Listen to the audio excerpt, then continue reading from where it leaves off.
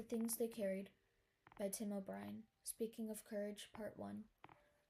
The war was over, and there was no place in particular to go. Norman Boker followed the tar road on its 7-mile loop around the lake, then started all over again, driving slowly, feeling safe inside his father's big Chevy, now and then looking out the lake to watch the boats and water skiers and scenery. It was Sunday, it was summer, and the town seemed pretty much the same. The lake lay flat and silvery against the sun. Along the road, the houses were all low-slung and split-level and modern, with big porches and picture windows facing the water. The lawns were spacious.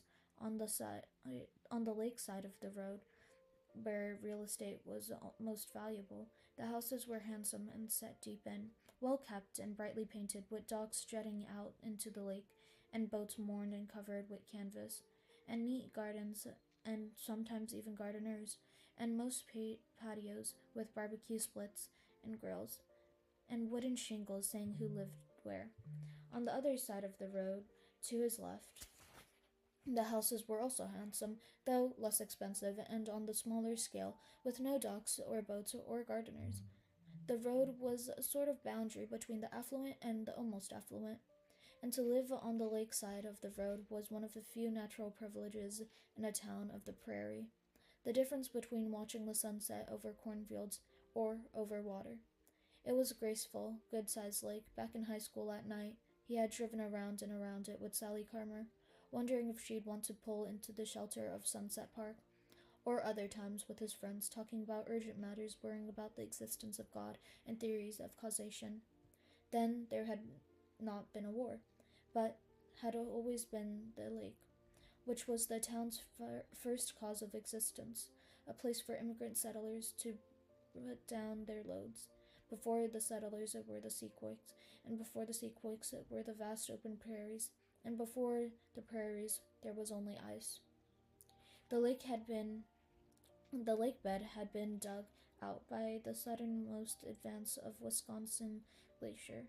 Fed by neither streams nor springs, the lake was often filthy and algaed, relying on fickle prairie rains for replenishment. Still, it was the only important body of water within 40 miles, a source of pride, nice to look at on bright summer days.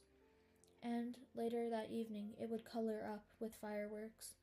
Now, in the late afternoon, it lay calm and smooth, a good audience for silence, a 7-mile circumference that could be traveled by slow car in 25 minutes. It was not such a good lake for swimming. After high school, he'd caught an ear infection that almost kept him out of the war. The lake had drowned his friend Max Arnold, keeping him out of the war entirely. Max had been the one who liked to talk about the existence of God. No, I'm not saying that, he'd argue against the drone of the engine. I'm saying it's possible as an idea, even necessary as an idea. A final cause in the whole structure of causation. He knew, perhaps. Before the war, they'd driven around the lake as friends, but now Max was just an idea, and most of Norman Bowerker's other friends, were living in Des Moines or Salt Lake City, or going to school somewhere, or holding down jobs. The high school girls were mostly gone or married. Sally Carmer, whose picture he had once carried in his wallet, was one who had married. Her name was now Sally Gustafson, she'd lived in pleasant blue house on the less expensive side of the lake road. On his third day home, he'd seen her out mowing the lawn, still pretty in a lace red blouse and white shorts. For the moment, he'd almost pull over, just to talk, but instead he'd push down hard on the gas pedal. She looked happy. She had her house and her new husband, and there was really nothing he could say to her. The town seemed remote, somehow. Sally was married, and Max was drowned, and his father was at home watching baseball on national TV. Norman Bowerker shrugged. No problem, he muttered. Clockwise, as if in orbit, he took the Chevy on another 7-mile turn around the lake. Even in the late afternoon, the day was hot. He turned on the air conditioner and the radio. He leaned back and let the cold air and music blow over him. Along the road, kicking stones in front of them, two young boys were hiking with camp sacks and toy rifles and canteens. He honked going by, but neither boy looked up. Already he had passed them 6 times, 42 miles, in nearly 3 hours without stop. He watched the boys recede in his rear view mirror and turned a soft grayish color, like sand, before finally disappearing. He tapped down lightly on the accelerator. Out on the lake, a man's motorboat had stalled. The man was bent over the engine with a wrench and a frown. Beyond the stalled boat were other boats, and a few water skiers, and the smooth July waters, and an immense flatness everywhere. Two mud hens floated stiffly beside the white dock. The road curved west, and the sun was now dipped low.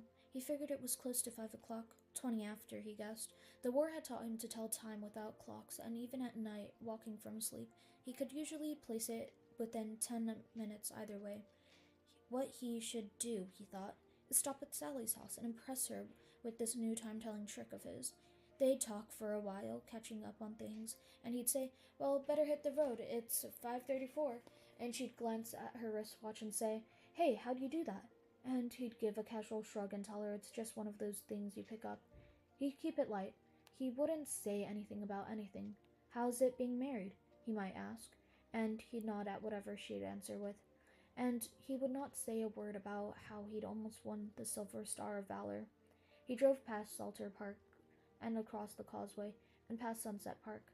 The radio announcer sounded tired. The temperature in Des Moines was 81 degrees, and the time was 5:35. And all you on the road, driving extra careful now on this fine 4th of July. If Sally had not been married, or if his father were not such a baseball fan, it would have been a good time to talk. "The Silver Star," his father might have said.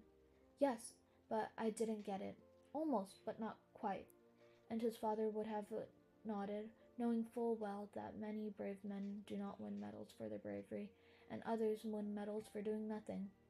As a starting point, maybe Nolan Boker might then have listed the 7 medals he did win: the Combat Infantry's badge, the Air Medal, the Army Commendation Medal, the Good Conduct Medal, the Vietnam Campaign Medal, and the Bronze Star and the Purple Heart.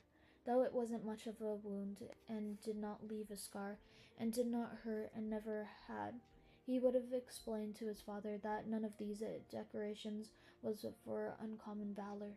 They were for common valor, the routine, daily stuff, just humping and enduring. But that was worth something, wasn't it? Yes, it was. Worth plenty. The ribbons looked good on the uniform in his closet, and if his father were to ask, he would have explained what each signified and how he was proud of all of them, especially the combat infantryman's badge, because it meant he had been there as a real soldier and had done all the things soldiers do.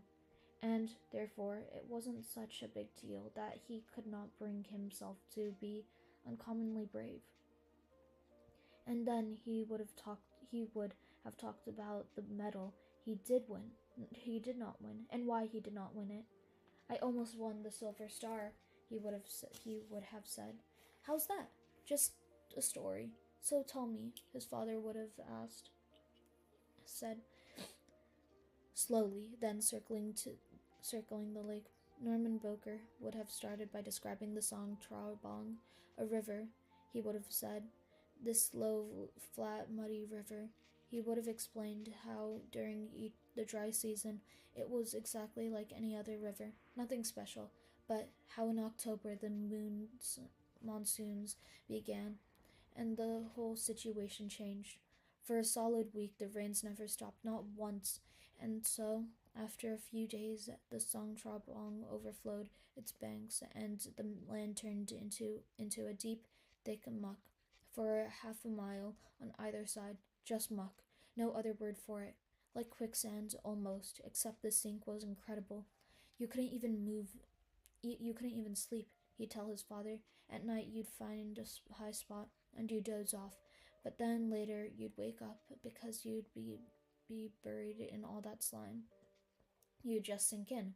You'd feel it ooze over your body and sort of suck you down. And the whole time out there was that constant rain. I mean it. It never stopped. Not ever. Sounds pretty wet, his father would have said, pausing briefly. So what happened? You really want to hear this? Hey, I'm your father. Nolan Boker smiled. He looked out across the lake and imagined the feel of his tongue against the truth. Well, this one night by the river, I wasn't very brave. You have 7 medals. Sure, 7, count 'em. You weren't a coward either. Well, maybe not, but I had the chance, and I blew it. The stink. That's what got me. I couldn't take that goddamn awful smell. If you don't want to say anymore, I do want to. All right then, slow and sweet, take your time. The road descended into the outskirts of town, turning northwest past the junior college and the tennis courts, then past Chowkwak Park, where the picnic tables were spread with sheets of colored plastics, and where picnickers sat in lawn chairs and listened to high school band playing salsa marches under the band shell. The music faded after a few blocks. He drove beneath a canopy of elms, then along a stretch of open shore, then past the municipal docks, where a woman in pedal pushers stood casting for bullheads. There were no other fish in the lake except for a perch and a few worthless carp. It was a bad lake for swimming and fishing both. He drove slowly, no hurry, nowhere to go. Inside the Chevy, the air was cool and oily smelling, and she took pleasure in the steady sounds of the engine and air conditioning. A tour bus feeling in a way, almost, except the town he was touring seemed dead. Through the windows, as if in a stop-motion photograph, the place looked as if it had been hit by nerve gas, everything still and lifeless, even the people. The town could not talk, would not listen. How'd you like to hear about the war? He might have asked, but the place could only blink and shrug. It had no memory, therefore no guilt. The taxes got paid, and the votes got counted, and the agencies of government did their work briskly and politely. It was a brisk, polite town. It did not know shit about shit, and it did not care to know. Norman Boker leaned back and considered what he might have said on the subject. He knew shit. It was his specialty, the smell in particular, but also the numerous varieties of texture and taste. Someday he'd give a lecture on the topic, put on a suit and tie and stand up in front of the Kiawi's club and tell them about all the wonderful shit he knew. Pass out samples, maybe. Smiling at this, he clamped the steering wheel slightly right of center, which produced a smooth clockwise motion against the curve of the road. The Chevy seemed to know its own way. The sun was lower now. 5:55, he decided. 6 o'clock tops. Along the unused railway spur, 4 workmen labored on the shadowy red heat, setting up a platform and steel launchers for the evening fireworks. They were dressed alike in khaki trousers, work shirts, visored caps, and brown boots. Their faces were dark and smudgy. Want to hear about the silver star I almost won? Norman Boker whispered, but none of the workmen looked up. Later they would blow color into the sky. The lake would sparkle with reds and blues and greens like a mirror, and the picnickers would make low sounds of appreciation. Well, see, it never stopped raining, he would have said. The muck was everywhere. You couldn't get away from it. He would have paused a second, and then he would have told about the night they bivouacked in a field along the Songtrabong, a big swampy field besides the river. There was a village nearby, 50 meters downstream, and right away a dozen old mama's sons ran out and started yelling. A weird scene, he would have said.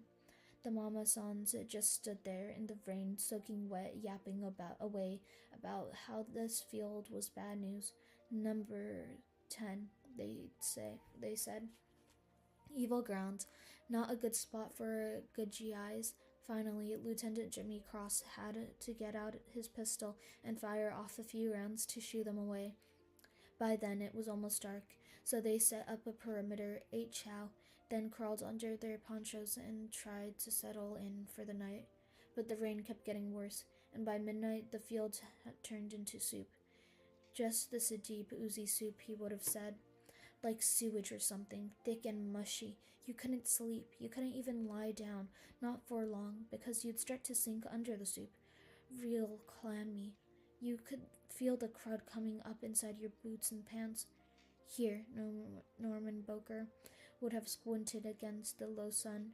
He would have kept his voice cool, no self-pity. But the worst part, he would have said quietly, was the smell. Partly it was the river, a dead fish smell, but it was something else too. Finally, somebody figured it out. What this was. It was a shit field, a village toilet. No indoor plumbing, right? So they used the field. I mean, we were camped in a goddamn shit field. He imagined Sally Carmer closing her eyes. If she were here with him in the car, she would have said, "Stop it, I don't like that word." That's what it was. All right, but you don't have to use that word. Fine, what should we call it? She would have glared at him. I don't know, just stop it.